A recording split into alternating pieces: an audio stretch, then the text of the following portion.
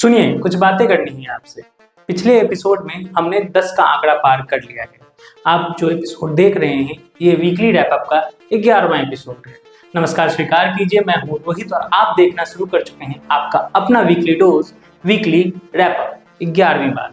हम और हमारे साथी लगातार आपके लिए वीकली रैप अप के नए नए एपिसोड ला रहे हैं, जिसमें हफ्ते भर क्या कुछ बीता इस पर हम लोग बात करते हैं। तो वीकली रैप अप के इसी तरह के एपिसोड को देखने के लिए आप हमारे चैनल रैप अप को सब्सक्राइब जरूर कीजिए। चलते हैं इस हफ्ते की बड़ी सबसे पहले बात प्रयागराज में आयोजित हुए महाकुंभ की, जो 45 दिनों तक चला, जहां 26 फरवरी को महाशिवरात्रि के साथ महाकुंभ का समापन हो गया। 13 जनवरी को इस महाकुंभ का प्रारंभ हुआ था। यह विशाल धार्मिक समागम प्रयागराज में विश्व भर के श्रद्धालुओं के आकर्षण का एक केंद्र बना रहा।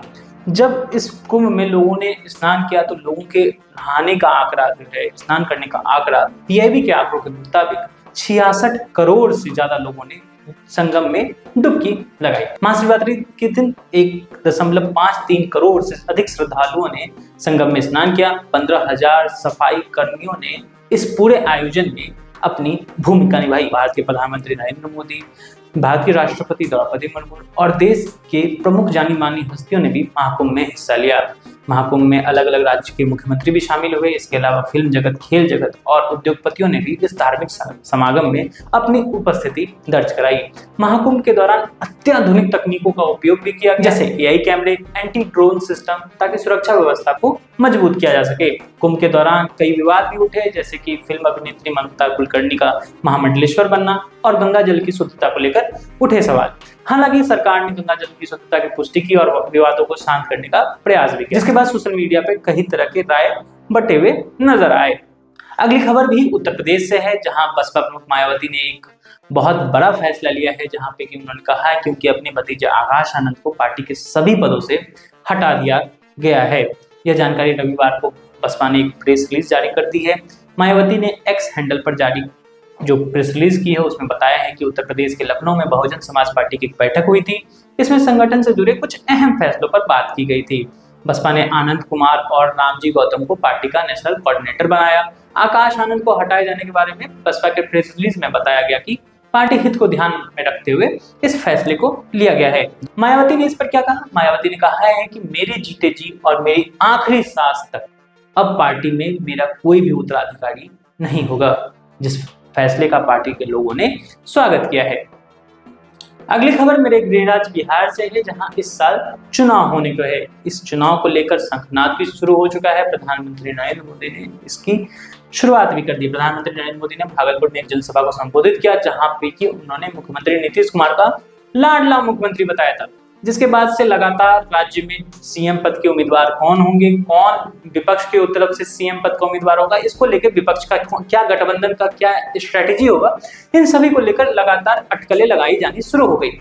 इन सब के बीच पूर्व डिप्टी सीएम और आरजेडी नेता तेजस्वी यादव ने सोशल मीडिया के माध्यम से प्रदेश की एनडीए सरकार पर निशाना साधा है। उन्होंने क्या कहा? उन्होंने कहा कि नीतीश भाजपा सरकार ने 20 साल अपने पूरे कर लिए हैं। बिहार में 15 साल से पुरानी गाड़ी चलाने की अनुमति नहीं है, क्योंकि वो ज्यादा धुआं फेंकती है, प्रदूषण बढ़ाती है और जनता के लिए हानिकारक है।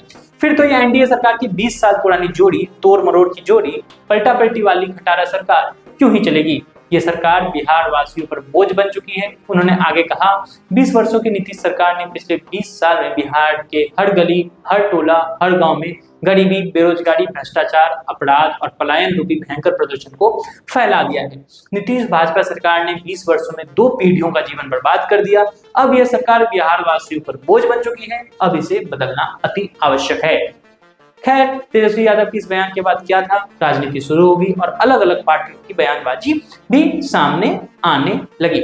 आइए अब आपको लेके चलते हैं अमेरिका, जहां पे कि डोनाल्ड ट्रंप रुकने का नाम ही नहीं ले रहे। ट्रंप ने कनाडा को परेशान करने की एक शपथ सी ले ली है। उन्होंने अब फिर एक आदेश दे दिया है, जिससे कनाडा की मुश्किलें जो है वो बढ़ती हुई नजर आ रही है। पिछले महीने अमेरिकी राष्ट्रपति डोनाल्ड ट्रंप ने कनाडा, मैक्सिको और चीन से आयात होने वाले सभी सामान पर टैरिफ लगाने की घोषणा की थी। अब टैरिफ लगाने की बात होते ही ट्रंप ने ये क्लियर कर दिया था कि वो कनाडा और मेक्सिको जैसे कंट्रीज के लिए अपना रुख जो है वो क्या रखते हैं। अब अमेरिका के राष्ट्रपति डोनाल्ड ट्रंप ने टैरिफ को लेकर एक और आदेश जारी किया है। उन्होंने एक नई जांच का आदेश दिया है। आदेश क्यों जारी किए गए हैं? आदेश का मकसद ये है कि इंफ्रास्ट्रक्चर में शामिल होने वाली लकड़ी जैसे उत्पादों पर अधिक टैरिफ लगाया जा सके। व्हाइट हाउस का कहना है कि कनाडा, जर्मनी, ब्राजील इमारती लकड़ी यानी कि फर्नीचर वाली लकड़ी के उत्पादन पर सब्सिडी देते हैं, जिससे संयुक्त राज्य अमेरिका को नुकसान हो रहा है। यानी संयुक्त राज्य अमेरिका से लोग उस चीज का आयात नहीं कर रहे हैं। नई टैरिफ कनाडाई नरम लकड़ी यानी जो लकड़ी जो है फर्नीचर के लिए यूज नहीं होते हैं उन पे पहले से जो शुल्क लगते आ रहे हैं वो लगते रहेंगे, और अगले हफ्ते से कनाडाई आयातों पर लगने वाले सभी शुल्कों पे 25% टैरिफ के अलावा भी और भी टैरिफ देना होगा। दरअसल ट्रंप ने फरवरी में कनाडा और मेक्सिको और चीन से आयात होने वाले सभी सामान पर टैरिफ लगाने की घोषणा की थी। राष्ट्रपति बनने के बाद से ही ट्रंप कनाडा को अमेरिका का 51वां राज्य बनाने की मांग कर रहे हैं, जिसे कनाडा नकारता आ रहा है। इस खबर पर आपकी जो कुछ भी राय हो हमें कमेंट सेक्शन में जरूर बताइए। देश भर में मशहूर रैपर हनी सिंह एक बार फिर चर्चे में हैं। उन्होंने अपने गाने से सुर्खियां बटोरी है। गाने का नाम है मैनियाक। इस गाने के भोजपुरी बोल के कारण इस गाने ने बहुत ज्यादा लोगों की ध्यान को खींचा है। इस गाने में जो भोजपुरी बोल है वो है दीदिया के देवर चढ़ावले बाटे नजरी चोली के। अब सोशल मीडिया पर वायरल हो रहा है ये गाना, जिसमें पहले नजर में लिया लोग जो हैं इसको आकर्षक बोल रहे हैं, तो दूसरी नजर में कई लोग इसे डबल मीनिंग बोलकर हनी सिंह की आलोचना करते नजर आ रहे हैं। भोजपुरी म्यूजिक इंडस्ट्री में पवन सिंह, खेसारी लाल यादव, रितेश पांडे जैसे गायकों पर अश्लीलता फैलाने के आरोप लगातार लगते आए हैं, लेकिन इस बार हनी सिंह जैसे बड़े कलाकार भी इससे बच नहीं पाए हैं। उन्होंने भोजपुरी भाषा की छवि को फिर से सवालों के घेरे में डाल दिया है। कई श्रोता गाने में भोजपुरी के उपयोग को लेकर हनी सिंह की वाहवाही भी कर रहे हैं, लेकिन आलोचना के जो स्तर है वो ज्यादा तेज है। इस गाने पर आपकी क्या राय है ये हमें कमेंट सेक्शन में बताइए। लेकिन इस गाने की जो सबसे बड़ी हाईलाइट है वो है रागिनी विश्वकर्मा। कौन है रागिनी विश्वकर्मा? गाने में जो भोजपुरी लाइन गाने वाली रागिनी विश्वकर्मा है वो उत्तर प्रदेश के गोरखपुर की रहने वाली है। वे पहले सड़कों पर ढोलक और हारमोनियम बजाकर गाना गाती थी। आप में से जो लोग इंस्टाग्राम पर रील देखते हैं वो कई बार रागिनी विश्वकर्मा को अपनी रील फीड में जरूर देखे होंगे। उन्होंने कई सारे गानों पर खूब लाइक्स बटोरे हैं। इसके बाद हनी सिंह के साथ उनका ये गाना गाकर वो चर्चे में आ गई। अब रागिनी ने एक इंटरव्यू में बताया कि जब उन्होंने ये गाना रिकॉर्ड किया तब उन्हें पता नहीं था कि यह हनी सिंह के एल्बम का हिस्सा होगा। गाने रिलीज होने के बाद उन्होंने इस गाने को पहली बार सुना और सोशल मीडिया पर आ रही प्रतिक्रियाओं से अवगत हुई। मैनिएक जो गाना है वो क्यों चर्चा में है? ये पहली बार है जब हनी सिंह ने मैनिएक गाने को यानी किसी भी गाने को भोजपुरी भाषा में गाया है, या हनी सिंह के गाने में भोजपुरी भाषा का इस्तेमाल किया गया है, क्योंकि हनी सिंह ने इसमें भोजपुरी भाषा में गाना नहीं गाया। उनका इस पूरे गाने में रैप है। क्या आपने मैनिएक गाना सुना है? अगर सुना है तो बताइए कि आपको कैसा लगा। अगली खबर है हमारी चैंपियंस ट्रॉफी से। आईसीसी टूर्नामेंट चैंपियंस ट्रॉफी में भारत, न्यूजीलैंड, साउथ अफ्रीका और ऑस्ट्रेलिया सेमीफाइनल के लिए क्वालिफाई कर चुके हैं।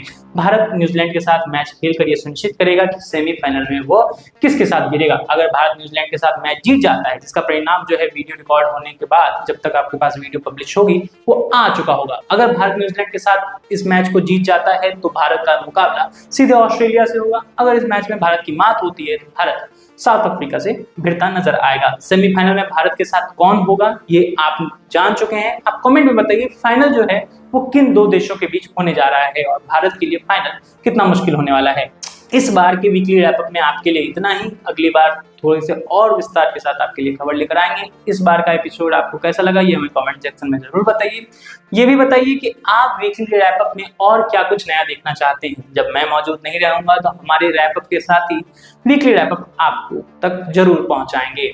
आपको कैसा लगा ये हमें कमेंट सेक्शन में बताते हुए जाइएगा। साथ ही चैनल को सब्सक्राइब जरूर कीजिएगा। शुक्रिया।